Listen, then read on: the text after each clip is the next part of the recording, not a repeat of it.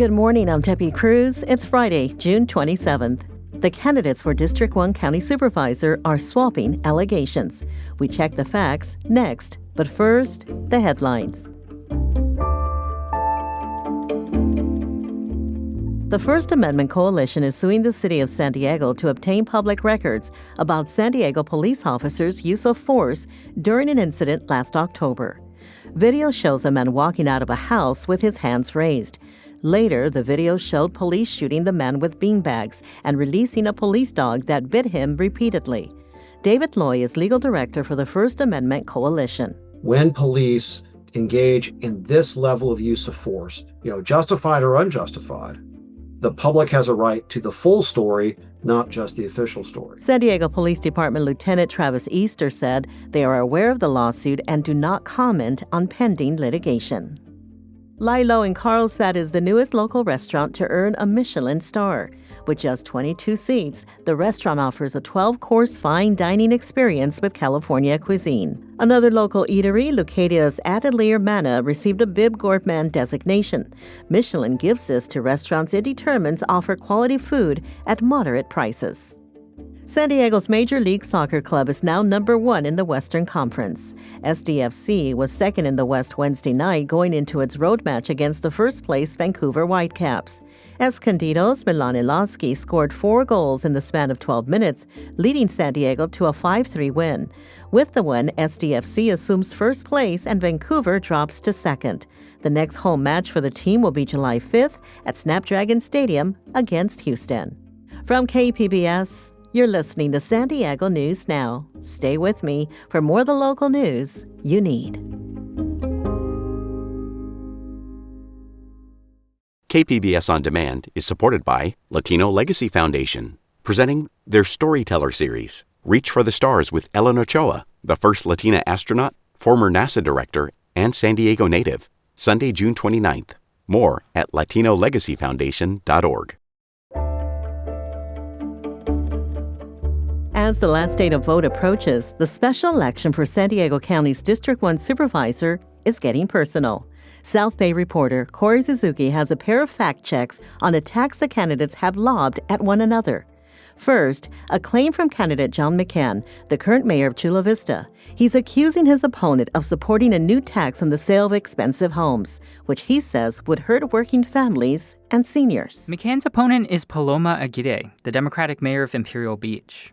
Aguirre has said repeatedly that she opposes raising new taxes at the county level, including in an interview with KPBS last month and a May opinion piece in the San Diego Union Tribune. It is true that the current Board of Supervisors is looking at different kinds of new taxes as ways to bring in additional revenue amid a significant budget shortfall and uncertainty around federal programs. That does include a tax on the sale of extremely expensive homes. But Aguirre says she thinks the county can weather those funding challenges using other measures, like drawing on their reserve funds. Next, a claim from candidate Paloma Aguirre, the Democratic mayor of Imperial Beach. She's accusing McCann of being at the center of a school board corruption scandal. Again, here's reporter Corey Suzuki. Aguirre's opponent is John McCann, the Republican mayor of Chula Vista. It is true that McCann was serving as a school board member for the Sweetwater Union High School District when the district was targeted by a sweeping corruption probe in 2012. The San Diego County District Attorney found that administrators and board members in Sweetwater and 2 other South Bay school districts had taken gifts, trips, and campaign donations from construction contractors who were trying to get expensive contracts. 4 out of the 5 Sweetwater board members were indicted and pleaded guilty to various crimes. But McCann was the only board member who did not face any indictments. Corey Suzuki, KPBS News. The last day to vote in the special election is Tuesday, July 1st. To learn more about the race, go to kpbs.org/voterhub.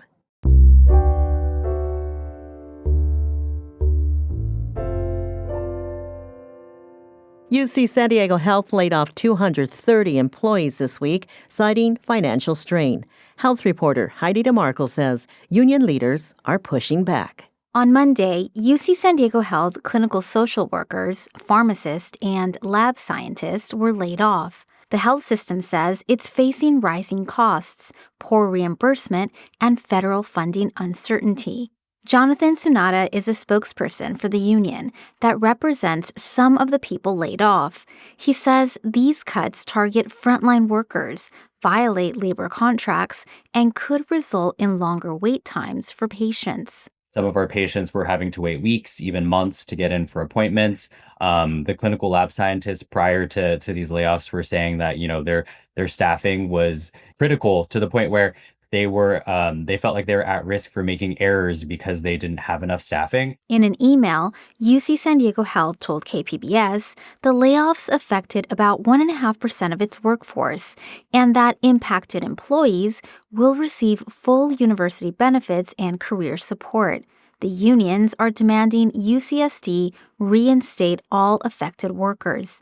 Another bargaining session is scheduled for next month. Heidi DeMarco, KPBS News. A teenage brother and sister, both U.S. citizens, found themselves handcuffed during an immigration raid that was caught on video in Oceanside. Agents were after their father. North County reporter Tanya Thorne talked with the brother about the raid that's left him without either parent. On June 18th, the Robles Ortega family woke up at 6 a.m. to shattered windows and loud noises. They threw, 2 flash grenades in here. They flew the drone in here, broke windows, and they were not saying who they were. We didn't know who it actually was. We were thinking it was ICE. Well, we were correct. The Oceanside apartment where Kevin Robles lives with his family was surrounded by uniformed agents holding firearms. I was the first one who got taken out. They just grabbed me, cuffed me, took me out. Same thing with my sister, my dad, and my mom. I didn't get to see no warrant. Robles, who is 17 and a U.S. citizen, was handcuffed. So was his 14-year-old sister. After neighbors intervened and informed agents of their age and status, the minors were let go. But Robles' mom and dad were not. It was something something hard for me to process, knowing that both of my parents were taken and I didn't even get to say bye or not even one word. All they said was, "I love you." That was the last thing. Robles says the warrant they eventually got showed agents were looking for his father, Arnoldo Robles. They ended up taking his mother, Angelica Ortega, as well. Both had been in the U.S. for over 15 years, but without legal status. Court records show Arnoldo was convicted for a DUI in 2023, but it is unclear if that is what led to the detention warrant. We reached out to the Department of Homeland Security for details of the arrest and have not heard back. We're more than just neighbors. We're like family. They help us, we help them. Ada Rocha is a neighbor and witnessed the arrest. She said many neighbors and children were scared of what was going on. And I said, why are you guys going to the extreme? If you guys are just executing a warrant, why are you guys there's murders there or drug dealers or something worse? Just do what you guys gonna do without all the excessive. Rocha says the events have left the community in fear and a family in pieces. And it just breaks me that Kevin said, now he has to be an adult. It's summer. And instead of them thinking, oh, I'm gonna go with my friends here or go out and have fun, now he has to think about, I need to provide for my little sister. The community has gathered around the family by raising money for legal fees and painting a mural behind their apartment complex. The mural reads, "No one is illegal on stolen land," and has a portrait of the parents. My parents were actually loved. My dad was a landscaping guy for, a couple properties in the neighborhood, and he was a good guy. He'll help anybody out. As well as my mom. My mom will give anybody food. Robles has had very little communication with his parents, who are being held in separate facilities. Since the arrest, the neighborhood has been on high alert, and so have community activists.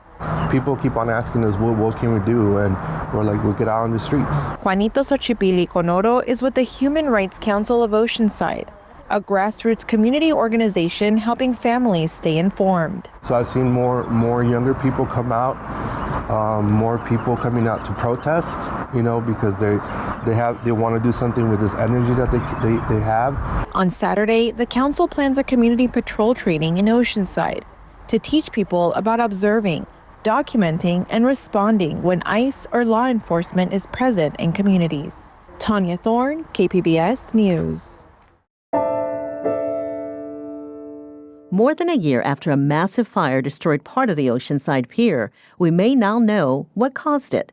North County reporter Alexander Nguyen says the federal investigation report is now available to the public. After the fire was out, the city brought in the Bureau of Alcohol, Tobacco, and Firearms to lead the investigation. Oceanside Fire Department Division Chief Blake Dorr says the city needed the help. The ATF looked at video footage, witness statements, and brought in arson dogs to narrow down the causes of the fire.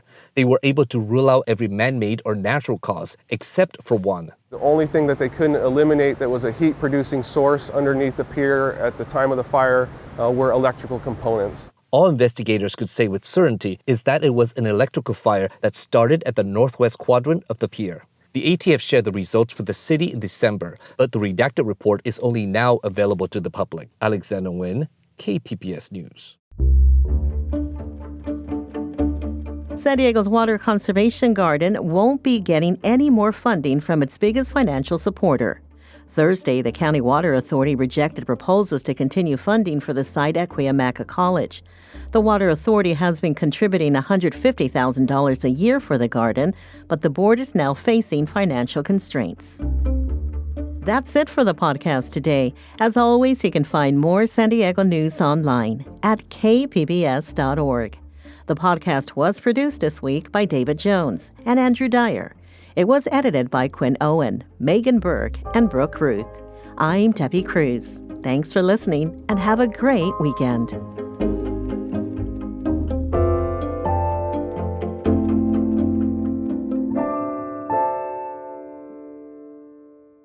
KPBS On Demand is supported by the San Diego County Toyota dealers, presenting a new 2025 Tundra designed to combine performance and comfort with up to 437 horsepower and 10-speed automatic transmission. See your Toyota dealer. The San Diego County Toyota dealers. We make it easy.